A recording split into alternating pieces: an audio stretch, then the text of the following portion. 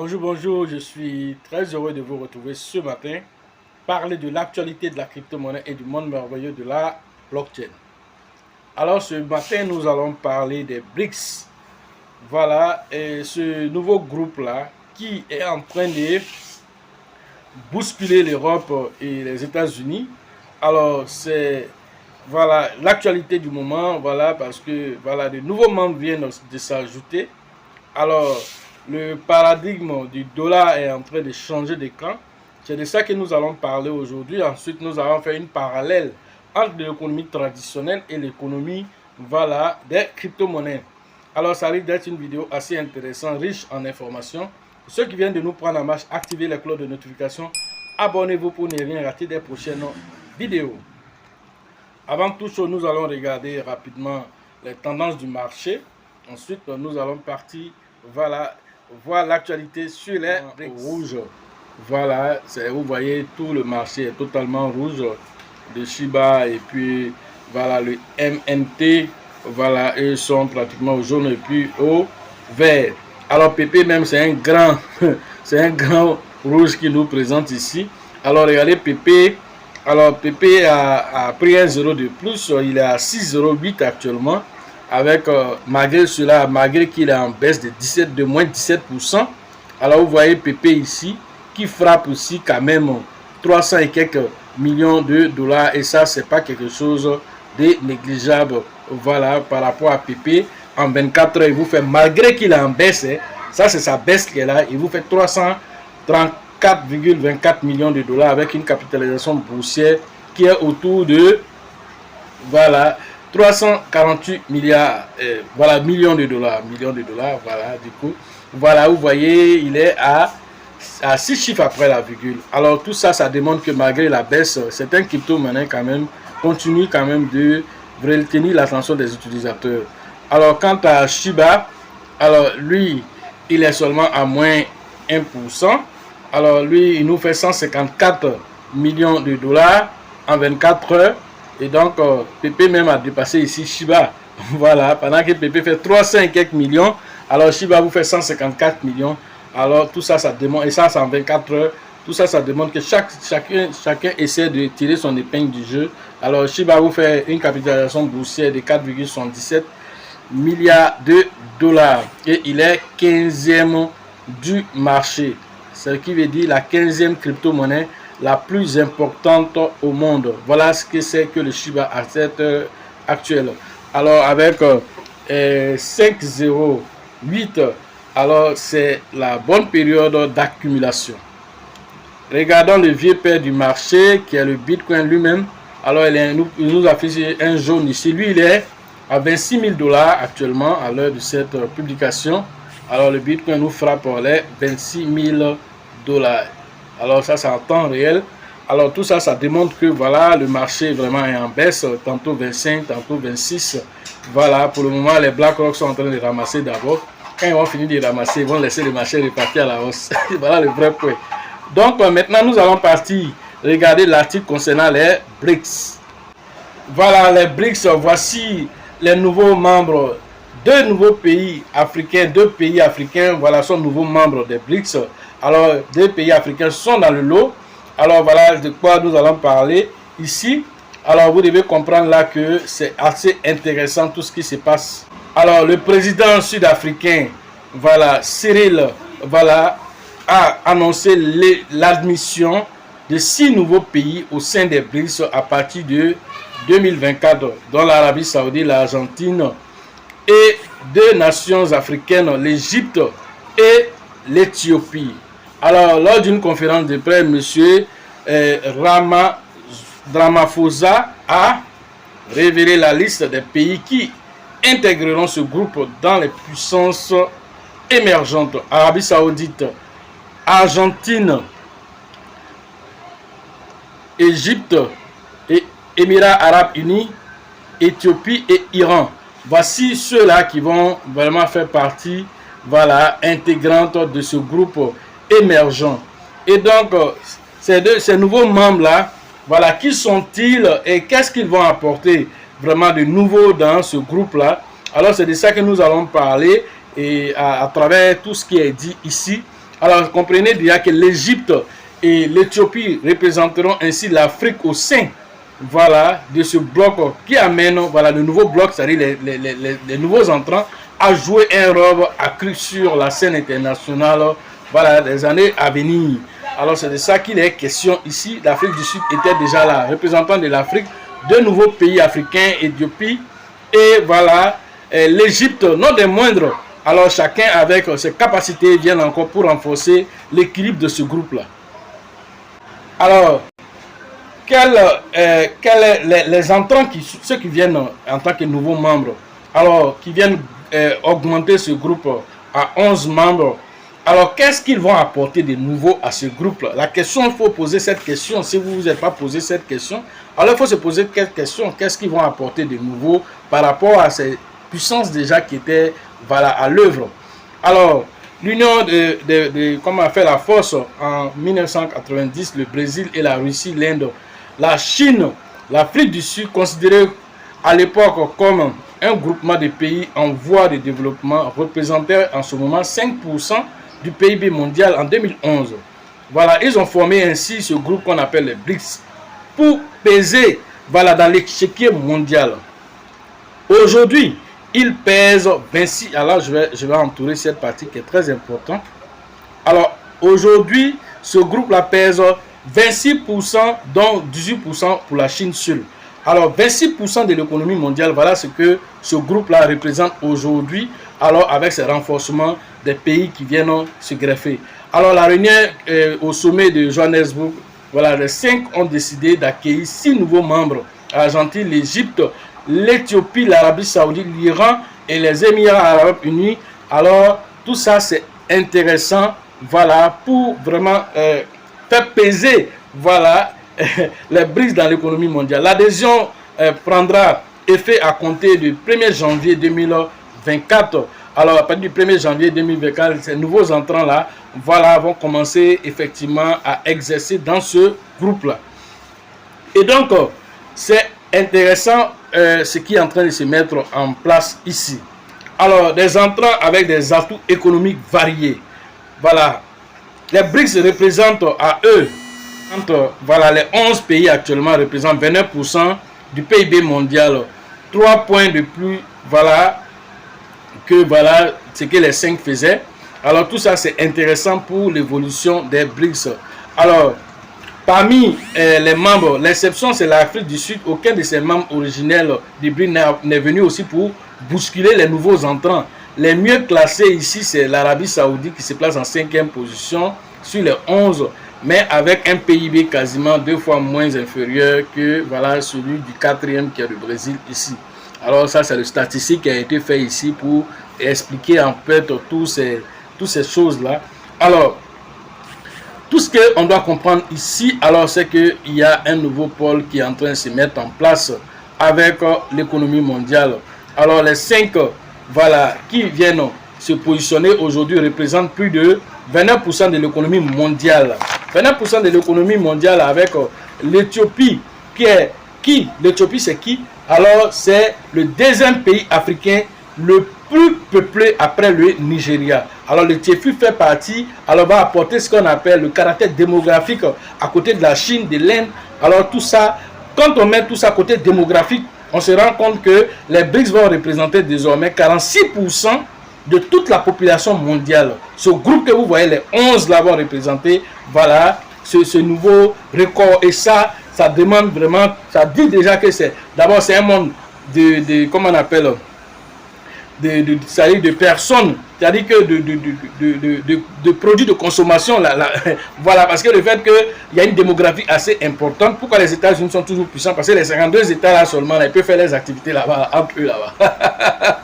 Donc ici là, le fait d'avoir 46% de la population mondiale dans les BRICS, alors c'est un marché de consommation. Voilà ce qu'il faut comprendre ici. Et ça, c'est pas quelque chose vraiment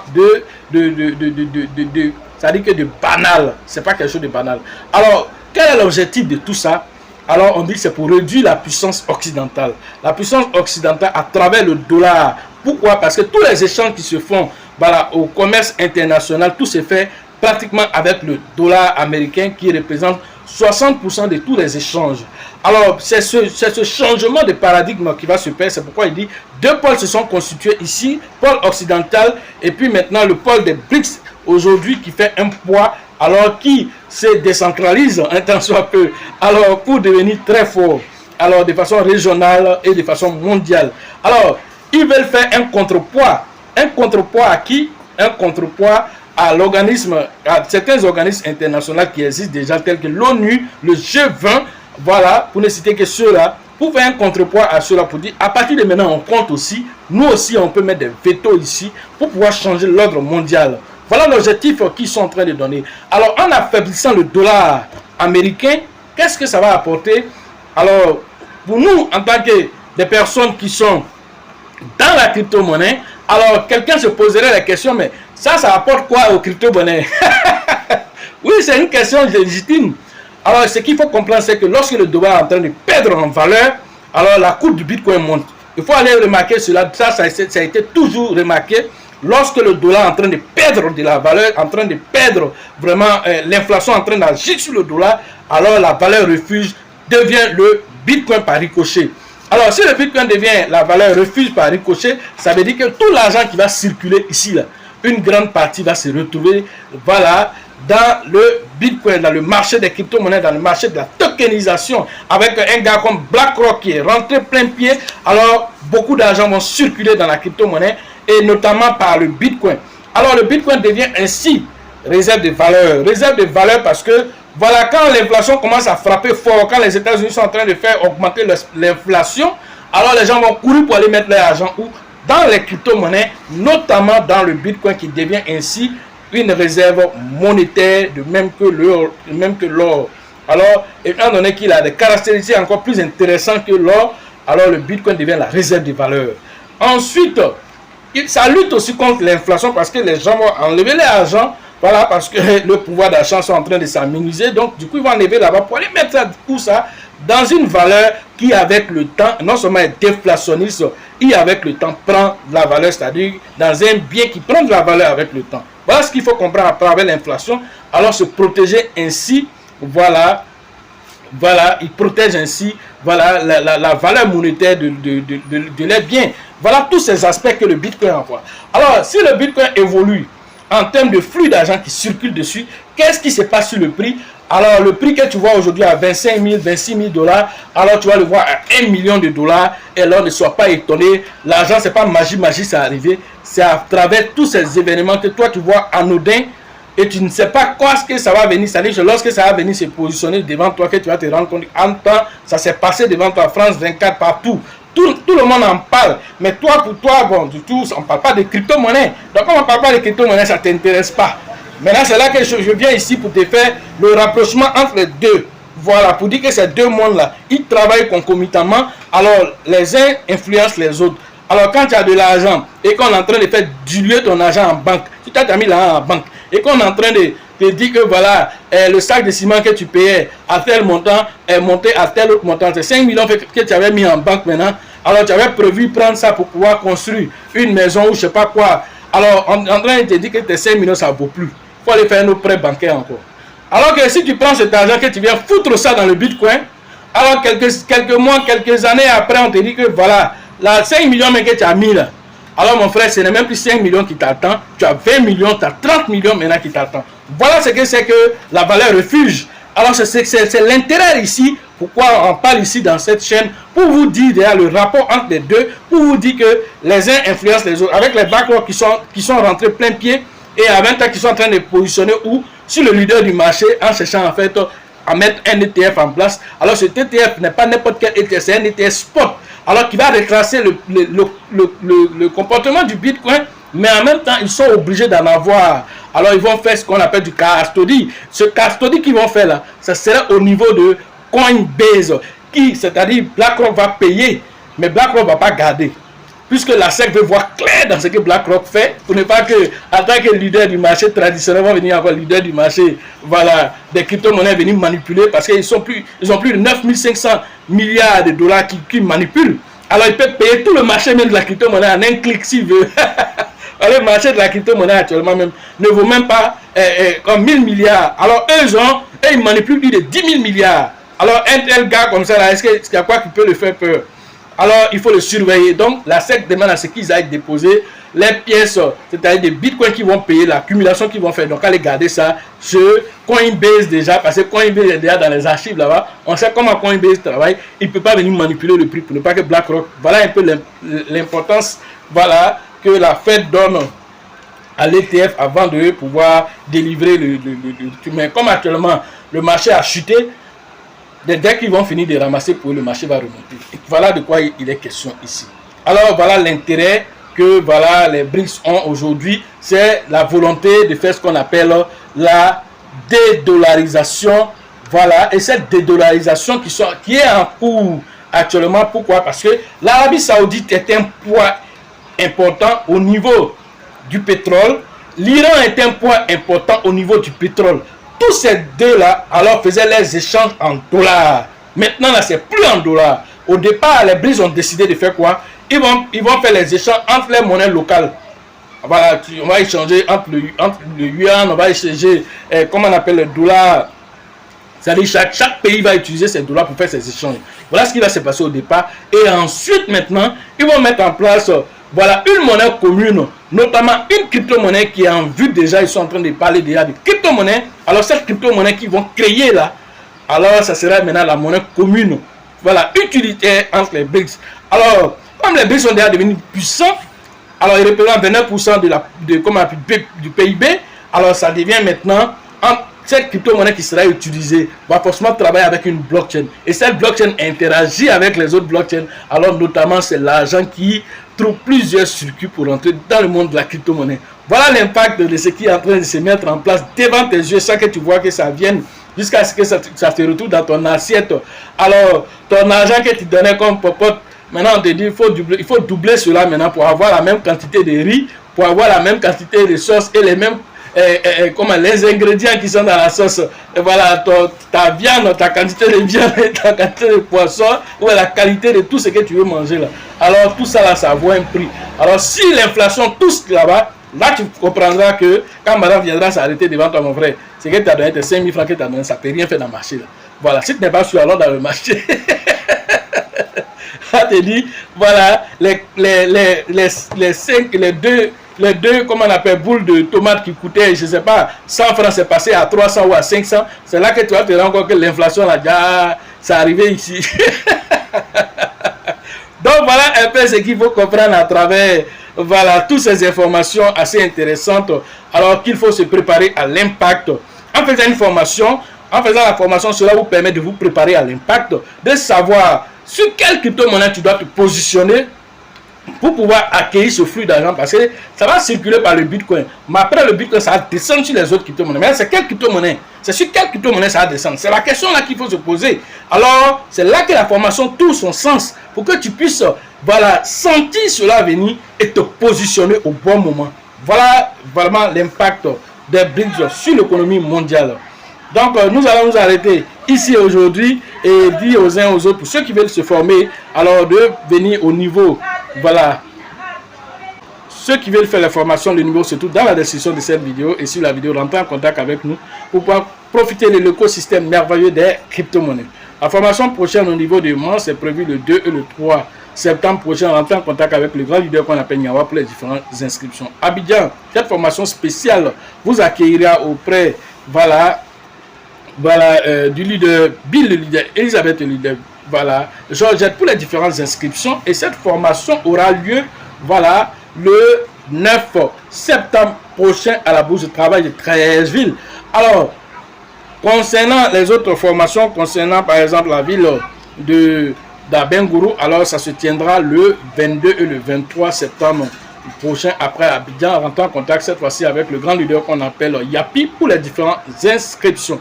La formation concernant Ouagadougou, alors à l'international, cette formation se tiendra le 25 et le 26 novembre prochain. Rentrons en contact avec le grand leader qu'on appelle Alassane pour les différentes inscriptions. La 5e édition, voilà, au niveau de San Pedro, cette édition se tiendra finalement en décembre, première semaine de décembre, je crois le 2 et le 3, entre le 2 et le 3 décembre prochain. Alors, c'est la première semaine de décembre qui a été choisie. Alors, rentrons en contact avec le grand leader qu'on appelle Thébi Joseph, son acolyte de tous les jours, Sango. Alors, cette formation, alors, ça sera encore une formation de taille. Alors, l'interview qui a eu lieu au cours de cette formation a été beaucoup appréciée par la communauté. Voilà, parce que Thébi nous a pas loupé avec les questions. Alors, il nous a poussé, il nous a titillé avec, on révèle d'autres informations. Alors, ça a été une vidéo assez intéressante, vraiment en termes d'échange, en termes d'interactivité entre deux personnes, voilà, qui savent de quoi ils sont en train de parler. Alors, quand c'est comme ça, c'est vraiment le spectateur, ceux qui suivent les vidéos, qui sont vraiment fournis en information, et ça doit vous motiver à la formation. Alors, ça montre que lui aussi, il y a aussi du contenu à son niveau, parce que pour pouvoir m'interroger et ressortir les informations aussi, là il faut se lever aussi matin bonheur, parce que les informations, on ne peut pas venir faire du coq à l'âne. Alors il faut bien que tu me poses des questions stratégiques pour avoir des réponses stratégiques. C'est de ça qu'il s'agit. Tu n'as pas posé les bonnes questions. Comment est-ce que, voilà, je vais imaginer ce qui est dans ton esprit. Alors je peux imaginer, mais je peux ne pas faire mouche. Donc, pour que je fasse mouche, il faut poser les questions, et les questions qui peuvent intéresser, et c'est ce qu'il a posé. Alors, félicitations à toi. Alors, sachez toujours que la chance accordera toujours les faveurs aux esprits avertis, aux esprits entrepreneurs. Si vous pensez que la formation coûte cher, je vous en prie, essayez l'ignorance. À la prochaine.